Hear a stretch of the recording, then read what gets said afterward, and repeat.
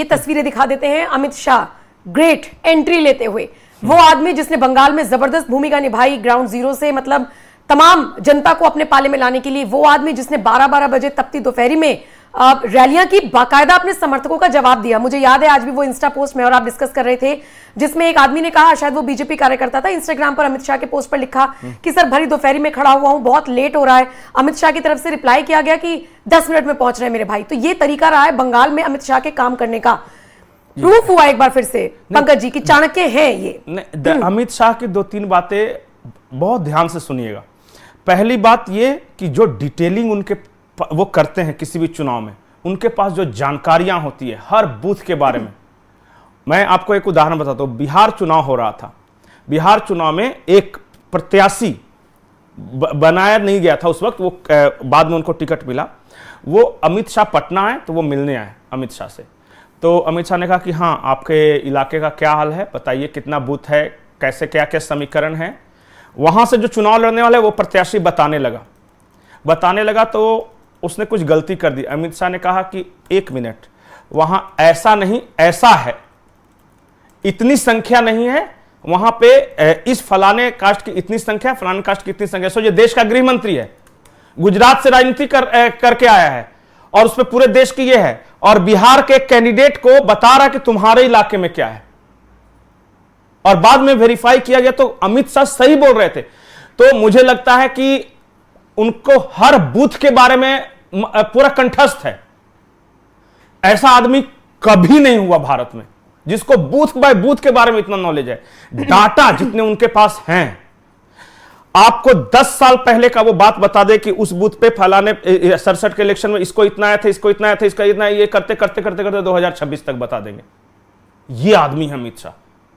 और इतना मतलब इतना पावरफुल, सब कुछ बीजेपी में, इतना कमांड, देश का गृह मंत्री, 20 तरह के काम हैं, नक्सलवाद को खात्मा करना है, धारा 370 लगाना है, सारे बड़े काम, और इतना आसानी से संपन्न करते। धारा 370 तो ऐसा हट गया जैसे म्युनिसिपैलिटी वाले आके डस्टबिन हटा के चले जाते हैं। और कितना माहौल बनाया गया उससे पहले, तिरंगा पकड़ने वाले हाथ नहीं मिलेंगे तो ये करेंगे। कभी लगता था कि नक्सलवाद खत्म हो सकता है, ऐसे खत्म हो गया। डेडलाइन दे दिया कि 31 मार्च के बाद से नक्सलवाद खत्म।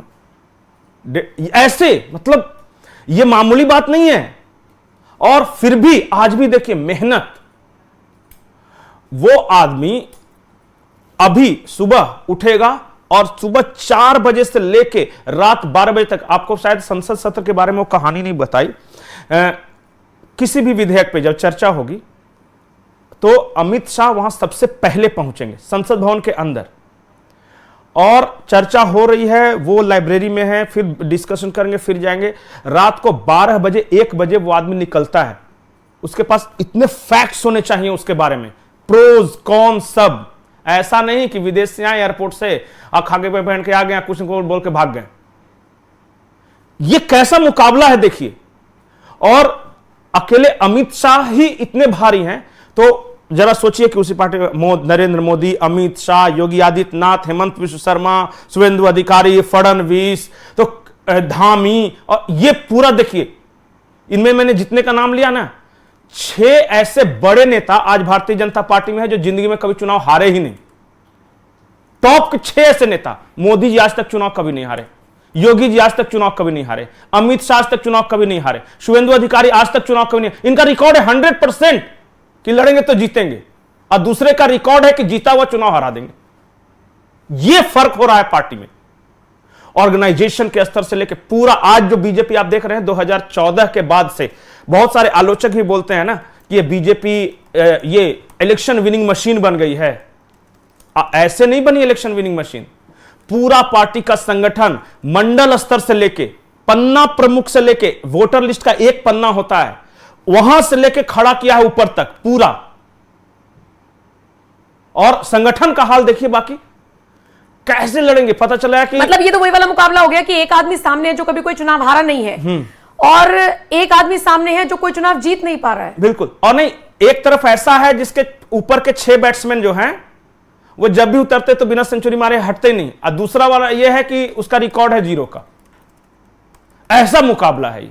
चाहे संगठन के स्तर पे, रिसोर्सेज के स्तर पे, डिटेलिंग के स्तर पे, मेहनत के स्तर पे, इतना सब कुछ होने के बावजूद मेहनत देखिए, कितना मेहनत किया जा रहा है। एक एक कार्यकर्ता से पूछिए। कभी मैं तो मिलता रहता हूं, ऐसे बंगाल में भी गया था, तो बिहार में भी गया था, वो सब। बिहार में मुझे स्वतंत्र देव सिंह के बारे में मैंने कहानी बताई थी। बिल्कुल। ये एक पत्रकार हैं दिल्ली के, बहुत बड़े, आजकल यूट्यूबर हो गए हैं।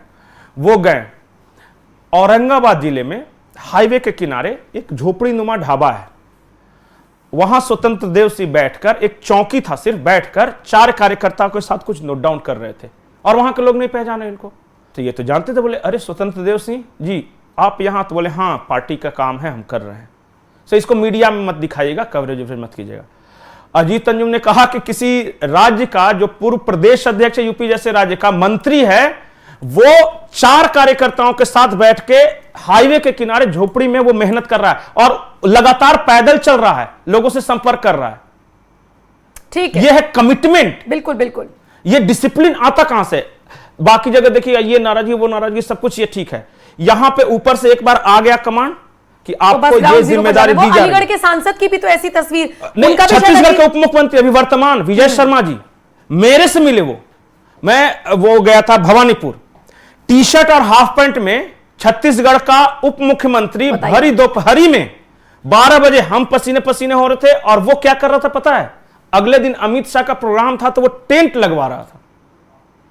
और यहां तो पता चला अलका लांबा बिहार जाती है तो इस बात के लिए नाराज हो जाती है कि मेरा कमरा छोटा था। अरे कांग्रेस इस बात पर लड़ने लग जाते हैं कि चाय के साथ समोसे नहीं थे। बहरहाल पंकज जी, कुछ स्टेटमेंट्स आए हैं बीजेपी नेताओं की तरफ से, या जो एनडीए के जो सहयोगी दल हैं, उनके नेताओं की तरफ से। मुझे लगता है कि एक एक करके वो स्टेटमेंट सुनवा देना चाहिए, और उसके बाद शपथ ग्रहण समारोह की जो तस्वीरें आनी शुरू हो रही हैं, वो एक एक करके हम दिखाएंगे। देखिए, सबसे पहले मैं बंगाल की जनता का धन्यवाद करूंगा कि जिस तरीके से बंगाल की जनता ने भय, हिंसा, भ्रष्टाचार को नकारने का काम किया। हम लोग लंबे समय से प्रयासरत थे कि डबल इंजन की सरकार, मेरे प्रधानमंत्री नरेंद्र मोदी जी के सोच वाली सरकार का बंगाल में बनना जरूरी है। बंगाल जिस तरीके से विकास की राह से अछूता रहा है, और एक एक करके ये सारी जानकारी आने वाले दिनों में हम लोग साझा करेंगे। केंद्र सरकार की कई ऐसी बड़ी और अच्छी योजनाएं जिनको बंगाल सरकार, टीएमसी की सरकार ने, ममता बनर्जी जी के नेतृत्व में, उन्होंने उन योजनाओं को धरातल पे नहीं उतरने दिया। मैं अपने मंत्रालय की अगर मैं योजनाएं बताऊं, पीएमएफएमई की हो, अलग अलग योजनाओं के माध्यम से यहाँ पे फूड प्रोसेसिंग के यूनिट्स लगाने की हो, कई बार हम लोगों ने राज्य सरकार से संपर्क किया, पर राज्य सरकार ने कभी उन योजनाओं को धरातल पे नहीं उतरने दिया।